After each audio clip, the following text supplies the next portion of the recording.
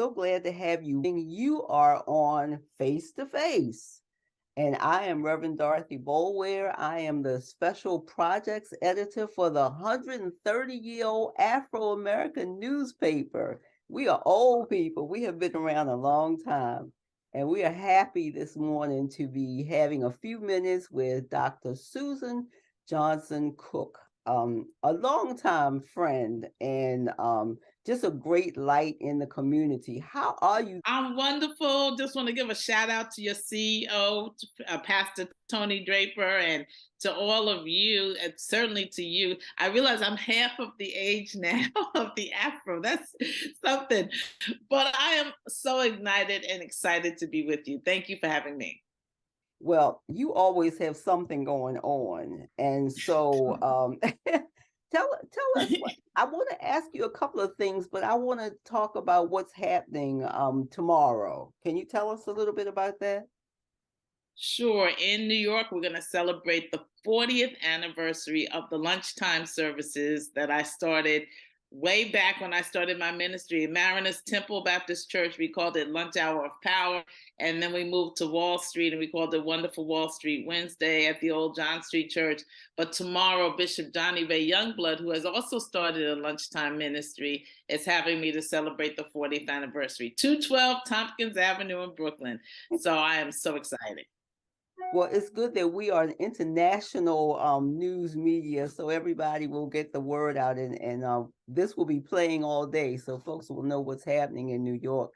I was thinking Great. earlier this morning, I met you at a seminarians conference probably 30 years ago, and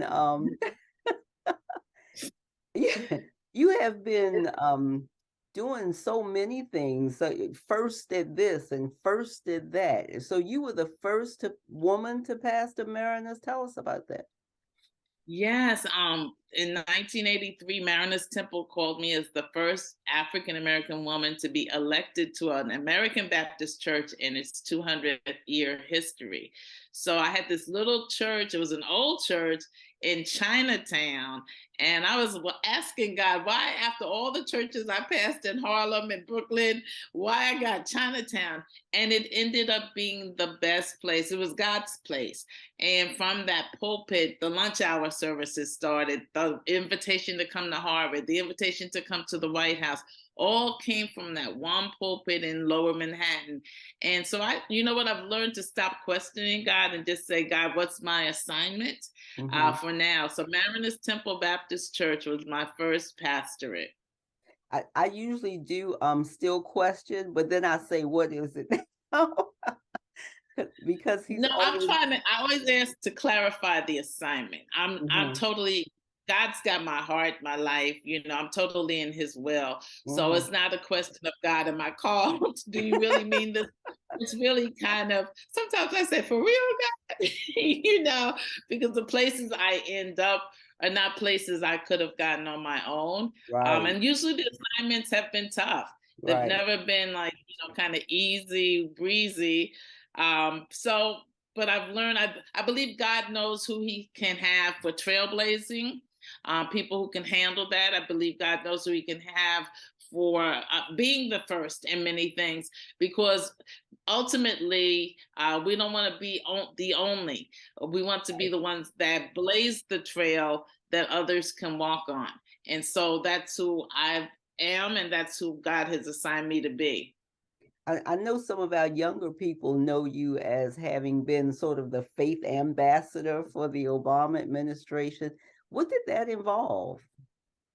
So I was the U.S. ambassador for international religious freedom, which meant that I was a diplomat in the Obama administration. I was nominated by Secretary Hillary Clinton and appointed by President Barack Obama. And each of us serves at the pleasure of and the tenure of a particular president. So I was President Obama's first ambassador in that role. So it was a Senate confirmed seat, which meant that you not only had to go in front of the Senate Foreign Relations Committee, but you had to prep for that because it's not something like you go from your pulpit and then you sit in front of this body of people and quote scriptures.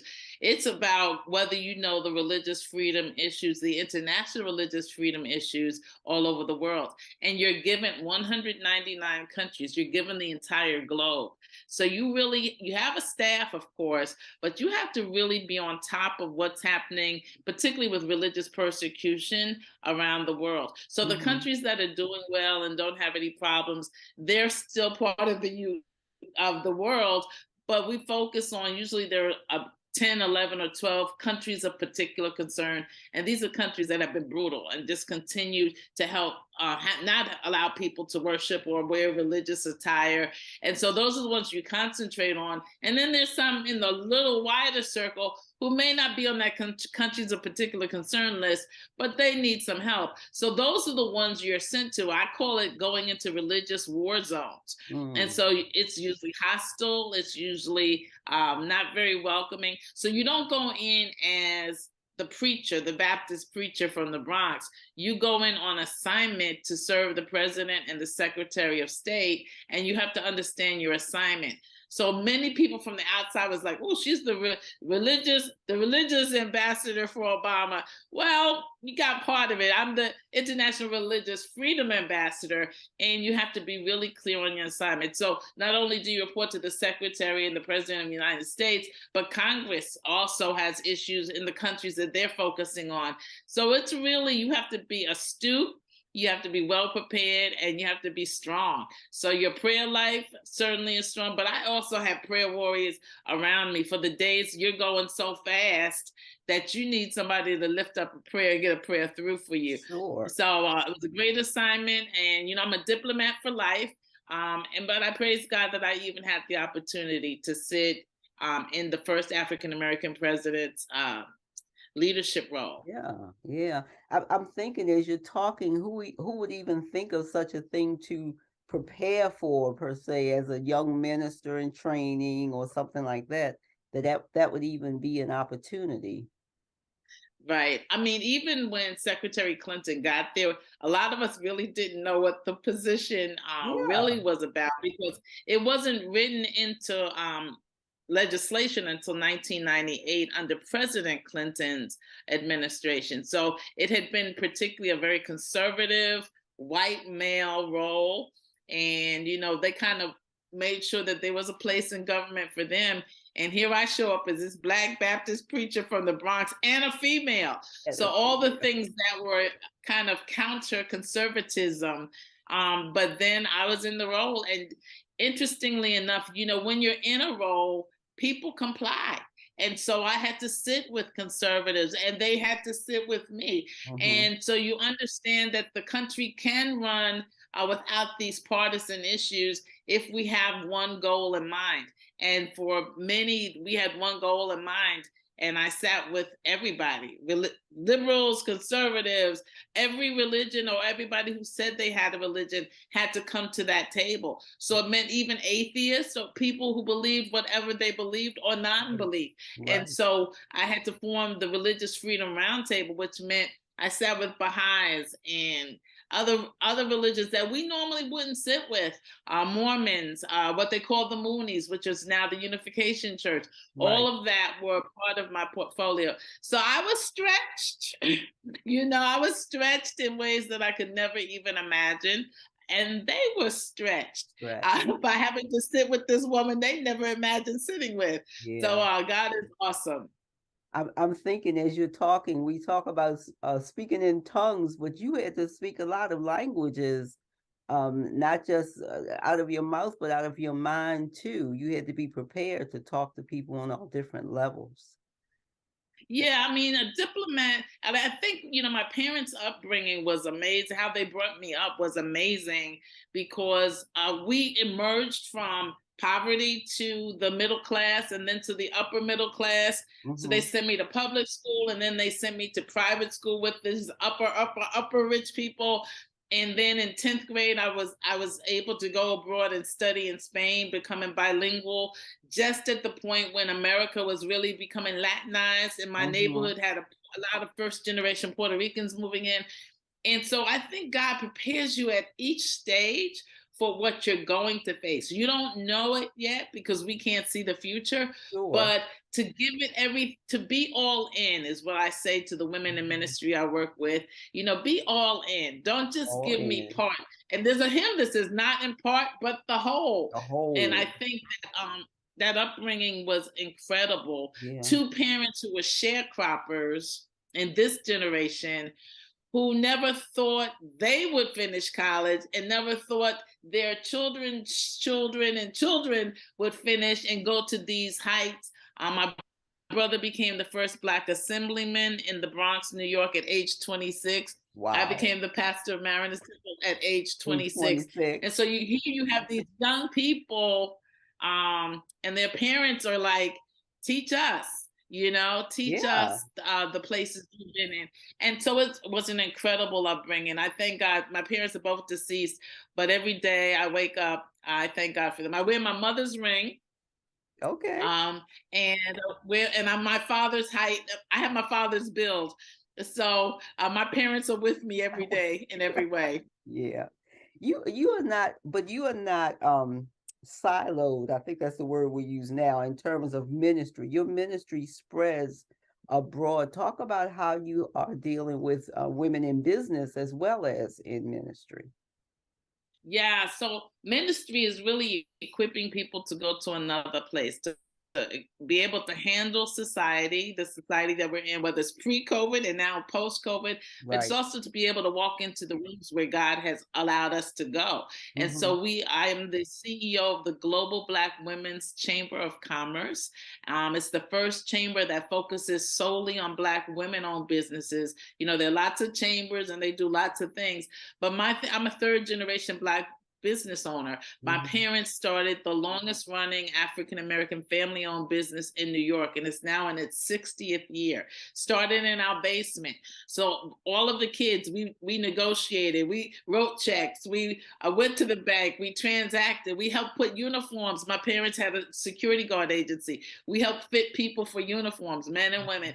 So when you grow up with that kind of business acumen, you don't separate. You don't say, I'm only going to do church or I'm only going to do business. No, you do the business of church business so that your books and your records are together and that people are becoming empowered. If you leave people in the same place where you found them, then you have failed as a minister. Success means, number one, having a successor, but having a plan that people grow and flow and go from where they were. So my first church was really a low economic wealth, as low wealth, as Bishop Barber calls it. But they didn't know that because I wasn't going to keep them in this status quo frame of mind that you got to stay here. And so we started traveling my second week as a pastor. We rented 3 buses, and most had not been outside of a 10-block radius of their homes. We rented 3 buses. We said, we're going to Virginia. This is how we do it. This is what you got to pay to get on the bus.